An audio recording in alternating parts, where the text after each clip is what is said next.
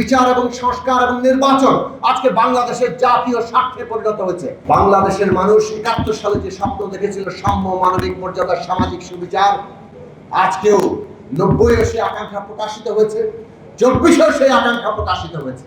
এইটা জনগণের বাংলাদেশ হবে, অধিকার মর্যাদার বাংলাদেশ হবে, বৈষম্যহীন এবং অন্তর্ভুক্তিমূলক বাংলাদেশ হবে। সব মানুষ নাগরিক হয়ে উঠবে। এই নাগরিক মর্যাদা প্রতিষ্ঠা করা এই রাষ্ট্রের প্রধান কাজ। এইটা মানুষ আশা করেছেন।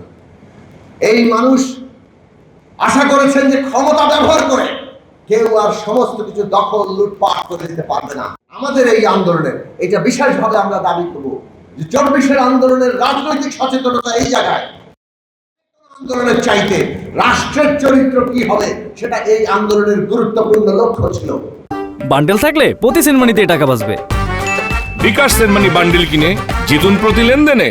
রাষ্ট্র গণতান্ত্রিক করতে হলে ক্ষমতার ভারসাম্য এবং জবাবদিহি লাগবে, সেটা এই আন্দোলনের মধ্যে লক্ষ্য হিসাবে সামনে এসেছিল এবং সেই লক্ষ্যই ২৪ গণ অভ্যুত্থানে আরো প্রসারিত হয়েছে।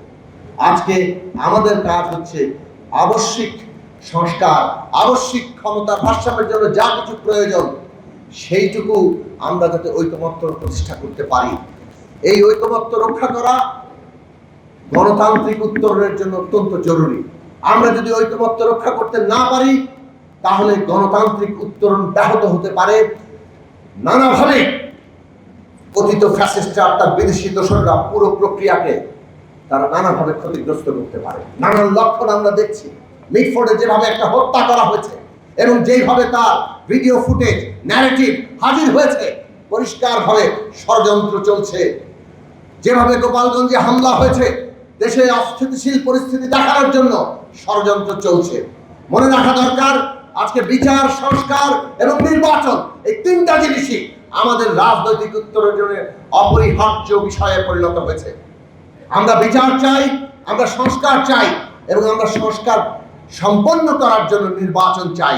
নির্বাচন ছাড়া সংস্কার সম্পন্ন হবে না। জনগণের অংশগ্রহণ ছাড়া সংস্কার সম্পন্ন হবে না। কাজেই কোনোভাবে নির্বাচনকে ব্যাহত করার চেষ্টা আসলে বিচার এবং সংস্কারকেও ব্যাহত করার চেষ্টা।